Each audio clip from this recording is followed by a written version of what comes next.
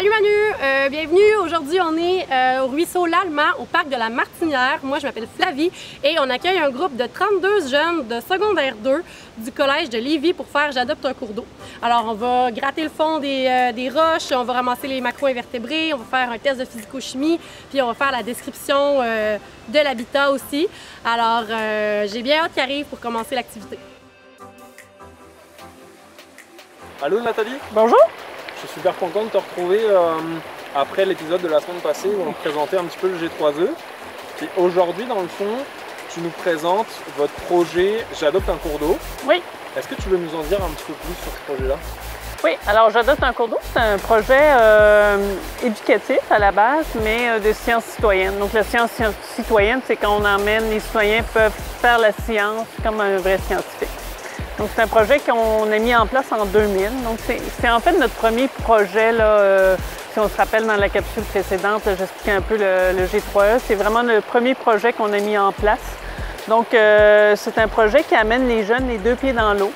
Donc, d'aller étudier leur cours d'eau, mais le cours d'eau local. Donc, qu'il soit en Abitibi, qu'il soit à Québec ou en Gaspésie, ils vont étudier le cours d'eau, généralement qui est près de l'école. Moi, je suis en train de mesurer le pH du lac. OK. Puis moi, je suis en train de faire la turbidité. OK.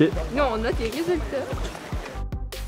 Pour ce faire, mais évidemment, ils vont apprendre quelque chose sur le cours d'eau. Donc, c'est pas simplement d'aller sur le cours d'eau pendant quelques heures, récolter des choses, puis ça finit ça là. Il y a tout un volet éducatif, sensibilisation. Donc, ils vont en classe apprendre des notions sur le cours d'eau, sur les paramètres qu'ils vont réaliser. Donc, ils vont réaliser aller mesurer le pH, l'oxygène dissous. Ça peut paraître bête comme ça, mais je suis pas sûre que tout le monde sait c'est quoi exactement le pH, c'est quoi l'oxygène dissous. Donc, ils apprennent ces notions-là.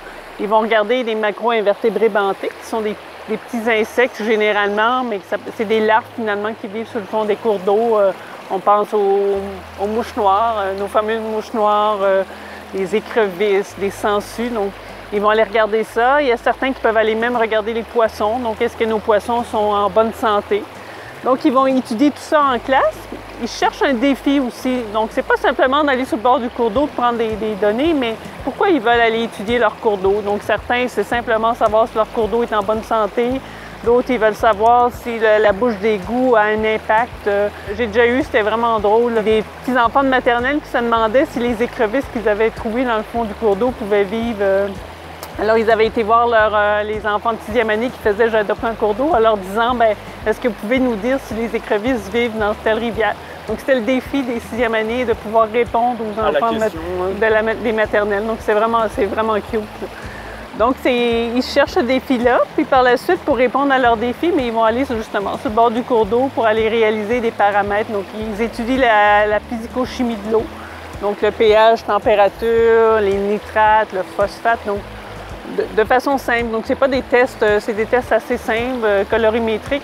Ensuite de ça, ils font de la description du site. Donc, est-ce qu'il y a du courant? Est-ce que l'eau est claire ou pas? Est-ce qu'elle sent quelque chose? Donc, ils vont regarder ça. Donc, des choses assez simples. Et ils vont également aller regarder justement les macro-invertébrés. Donc, ils s'en vont les deux pieds dans l'eau avec des filets, avec leurs bottes, leur gilet de sauvetage. Puis là, ils récoltent les macro-invertébrés. Les poissons, imagine, c'est une grande scène de 50 mètres.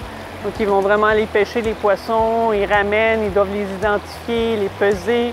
Ils regardent le poisson, puis ils regardent est-ce que le poisson a des déformations, des blessures pour évaluer la santé du... Après ça, on remet tout ce beau monde-là à l'eau, évidemment. Là, on ne regarde pas les poissons. Donc, ils font tout ça à l'extérieur. Puis quand ils reviennent en classe, ils doivent analyser. Donc, ça n'arrête pas là. Donc, ils regardent les données. On a un petit rapport Internet qu'ils peuvent aller rentrer.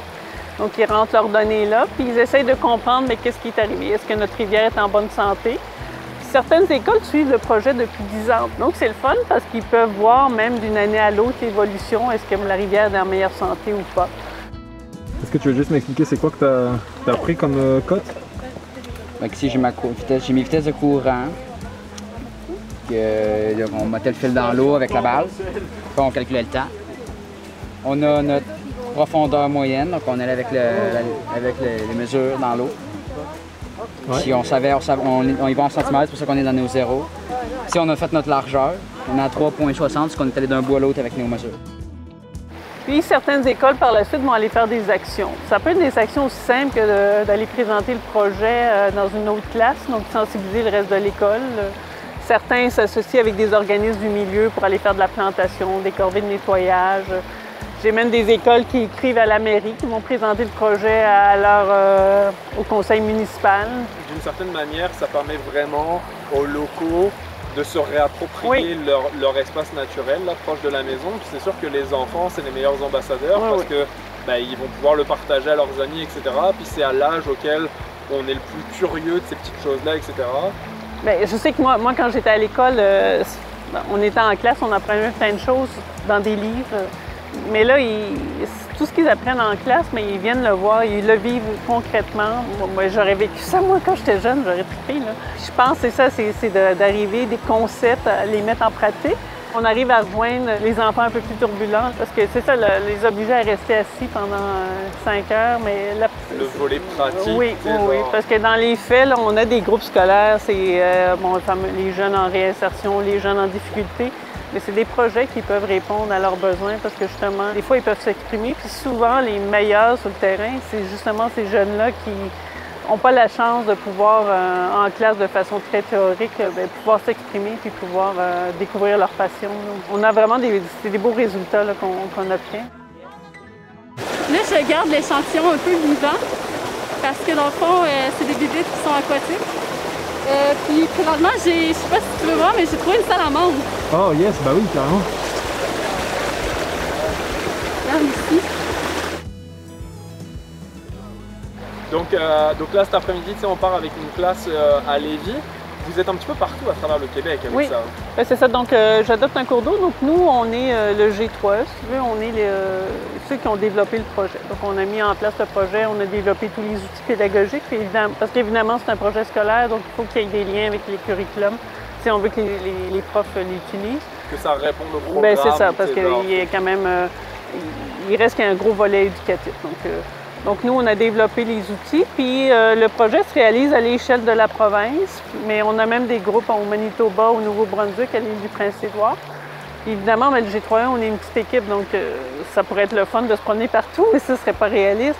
Donc, ce qu'on fait, c'est qu'on forme, nous, ce qu'on appelle des coordonnateurs régionaux, qui sont dans les faits des organismes, donc comme des organismes de bassin versant, donc des organismes régionaux qui s'occupent de leurs cours d'eau. Donc, on va les former, on va les outiller. Puis par la suite, c'est eux qui vont aller rencontrer leurs écoles, former les enseignants, aider à la formation des jeunes, puis tout l'accompagnement. Donc c'est pour ça que ça nous permet d'avoir vraiment des groupes un peu partout. Oui. C'est quoi un petit peu les plus beaux retours que tu as pu avoir, toi, avec ce programme-là? Tu me dis que ça fait une dizaine d'années que vous faites ça, à peu près? 20 ans, on fêtait les 20 ans cette année. Ça fait une vingtaine d'années que vous faites ça. C'est quoi les plus beaux retours que tu as avec ce programme-là? On a des jeunes qui ont commencé le projet là, au primaire. Certains sont devenus des biologistes, des scientifiques. Donc, on voit que d'avoir réalisé J'adopte un cours d'eau, ça a été finalement leur choix de carrière. Donc, ils se sont découverts une passion. Ce qui est intéressant, ça ne formera pas tous des scientifiques. Puis, je pense que l'idée, c'est d'amener la conscience environnementale. Mais un peu, il y a des jeunes qui ont découvert des passions pour la vidéo parce qu'on dit la façon qu'on fonctionne, c'est que les jeunes sont en équipe. Bon, il y en a qui vont aller sur le cours d'eau, mais c'est pas tout le monde qui veut se mettre les pieds dans l'eau. Donc, on leur dit, mais est-ce que tu veux faire un peu le journaliste? Donc, celui qui va répondre, qui va publiciser. Il y en a d'autres qui font de vidéos. D'autres, l'informatique, ça les intéresse plus, donc ils vont aller rentrer le rapport. Donc, ça permet aux jeunes de trouver quand même une certaine passion, même si les bibites, ça les intéresse pas. Mais ils sont capables de faire d'autres choses, donc c'est ça qui est le fun. C'est tout un tas d'expertise relié à ça. Oui, parce qu'en fait, c'est ça, l'environnement, c'est pas juste des biologistes, là. Il y a une diversité de personnes, puis c'est ça que ça leur permet de découvrir. Un grand merci de m'avoir accueilli, d'avoir partagé ce beau moment-là avec le groupe. C'était vraiment le fun de voir toute la classe, puis l'engouement des jeunes pour le projet. C'était vraiment super trippant. Je laisse toutes vos infos dans la description. Si vous voulez en savoir plus sur le G3E, allez faire un petit tour sur le site, allez découvrir la carte interactive. On vous en reparlera de toute façon beaucoup plus la semaine prochaine avec Alexandra qui est biologiste au G3E pour la série des métiers de l'eau. Donc loupez pas ça, je vais vous laisser quelques images comme d'habitude. Encore un gros merci Nathalie. Bien, merci à toi d'être venu et de faire découvrir le G3E et ses projets. C'était super, super le fun, ça change des plongées qu'on fait d'habitude, donc c'est vraiment intéressant d'aller voir les cours d'eau d'une toute autre manière, là, c'est super trippant là. À la semaine prochaine, merci pour tout et abonnez-vous si ce n'est pas déjà fait et allez faire un petit tour sur les sociaux dans la description. Salut!